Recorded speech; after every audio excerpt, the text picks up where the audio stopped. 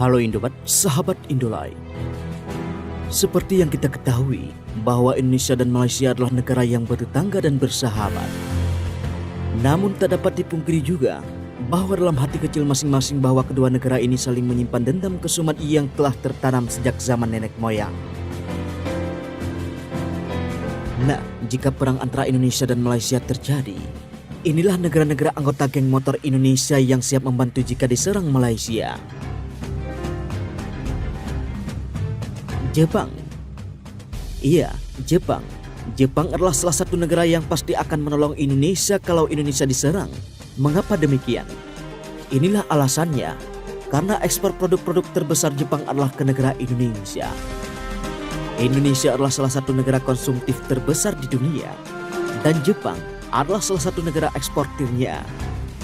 Mulai dari mobil, motor dan spare part-nya, barang elektronik seperti kulkas, laptop, bahkan kebudayaan dan lain-lain dari Jepang semuanya dikonsumsi oleh orang-orang Indonesia. Indonesia pun juga merupakan eksportir hasil bumi dan bahan-bahan mentah seperti kayu, gas alam. Penyebabnya karena ekspor gas alam secara besar-besaran ke Jepang. Coba kita bayangkan lagi, negara Jepang yang sekecil seluas Pulau Jawa itu dapat dari mana bahan-bahan mentah buat produksi? Jika Indonesia diserang negara lain sampai hancur, maka produksi negara mereka pun akan berkurang, bahkan mati. Tidak heran bahwa Indonesia diakui sebagai negara sasaran bisnis oleh Jepang. Dan konon, anak-anak di sekolah internasional di Jepang sana sudah fasih berbahasa Indonesia. Tujuannya cuma satu, yakni jika lancar berbahasa Indonesia kelak mereka akan bisa berbisnis dan mengeruk keuntungan pula di Indonesia dengan mudah. Dan kalau Indonesia hancur, otomatis negara yang paling pertama rugi adalah Jepang. Jadi, si Jepang ini pasti akan mengupayakan dengan segala macam cara agar bagaimanapun Indonesia harus selamat. Bagaimanapun juga, Jepang akan habis-habisan membela negara kita. Singapura. Singapura adalah negara yang kedua dirugikan. Tidak diragukan lagi bahwa hasil devisa mereka lebih dari 50% berasal dari pembelanjaan orang-orang kita, yaitu dari Indonesia.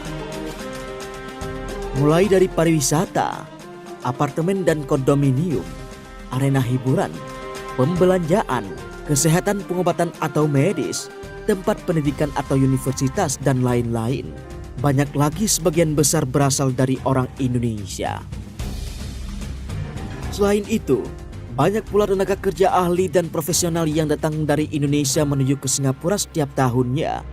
Akan ada kemungkinan kalau Singapura akan bersikap netral jika Indonesia diserang.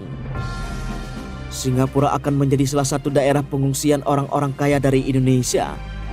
Negara Singapura pun siap menampung para pelarian atau penjahat WNI yang dikejar oleh hukum Indonesia. Setelah menetap di sana, penjahat tersebut bisa berbisnis, berinvestasi, dan menyumbang devisa terhadap negara tersebut dengan aman dan mudah. Hal inilah yang menyebab Singapura merasa tertanam jasa dengan negara kita. Arab Saudi. Tidak bisa dipungkiri lagi kalau pendapatan terbesar negara Arab ini hanya dua, hasil minyak bumi dan jemaah haji dari berbagai negara.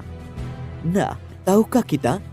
Kuota peserta jemaah haji terbesar adalah Indonesia setiap tahunnya. Jutaan peserta jemaah haji asal Indonesia datang ke sana setiap musim haji. Bahkan di Arab Saudi, pedagang Arab yang tidak fasih berbahasa Inggris namun cukup fasih berbahasa Indonesia. Pedagang Arab punya banyak langganan dari negara kita. Biasanya setelah aktivitas ibadah haji sudah rampung, ketika akan balik ke tanah air, para jemaah tersebut berbelanja dulu buat oleh-oleh atau bekal buat sanak famili. Pedagang Arab itu juga mengakui ada banyak jemaah haji, bahkan ada juga orang Indonesia yang buka lapak dagang. Bahkan sudah puluhan tahun menetap di sana semata-mata berdagang saja. Selain jemaah haji, tentu saja Arab Saudi sebagai negara pengekspor minyak bumi ke negara lain, termasuk Indonesia, adalah juga salah satu konsumennya. Selain itu, banyak juga barang-barang dagangan lain yang diekspor ke Indonesia. Apalagi mendekati bulan Ramadan dan Lebaran, seperti kurma, kismis, kacang Arab, kain, sajadah, kerudung dan lain-lain. Rusia. Anda mungkin sudah tahu kalau Rusia itu merupakan sekutu terdekat kita semenjak pasca Perang Dunia Kedua dan sejak zaman komunisme dulu. Hubungan negara kita dengan negara Putin ini sudah terjalin dengan baik sejak pemerintahan RI pertama Soekarno. Selain itu, untuk mempererat hubungan, diadakanlah kerjasama di bidang militer. Contohnya, lihat saja, sebagian besar perangkat alat perang kita berasal dari Rusia. Ada yang barang baru, ada pula yang second. Mulai dari senjata, tank, helikopter, pesawat jet atau Sukhoi.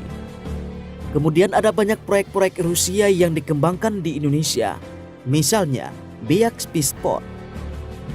Jadi, kalau Indonesia diserang, pasti Rusia akan datang dengan dua alibi. Yang pertama, mendemokan kecanggihan senjata mereka kepada musuh-musuh yang menyerang negara kita, terutama kepada Amerika, bahwa Rusia adalah kekuatan militer nomor 1 di dunia. Yang kedua, sekalian jual alat perang mereka ke negara kita, bisa cash ataupun kredit. Di urutan terakhir ada Cina. Kita sebut PRC atau Persatuan Republik Cina. PRC adalah sekutu terdekat kedua selain Rusia yang sudah terjalin sejak zaman komunisme. Walaupun terkadang ada banyak permasalahan pada zaman Orde Baru, namun perlahan-lahan hubungan ini membaik pada zaman reformasi. Barang-barang dari Cina telah masuk membludak di Indonesia. Bahkan sekarang hampir menggeser barang-barang buatan Jepang dan Eropa. Mulai dari alat elektronik seperti AC, TV, kulkas, handphone, dan lain-lain. Konsep pemikiran bisnis orang ini telah ikutan diekspor juga ke Indonesia. Jadi tentu saja Cina akan dirugikan kalau Indonesia hancur. Sebenarnya masih banyak lagi negara-negara yang menjadi anggota geng motor Indonesia. Bahkan ada yang meramalkan dengan dalih ilmu pengetahuan dan rasionalisme bahwa jika Indonesia perang dengan Malaysia, maka pecahlah Perang Dunia Ketiga.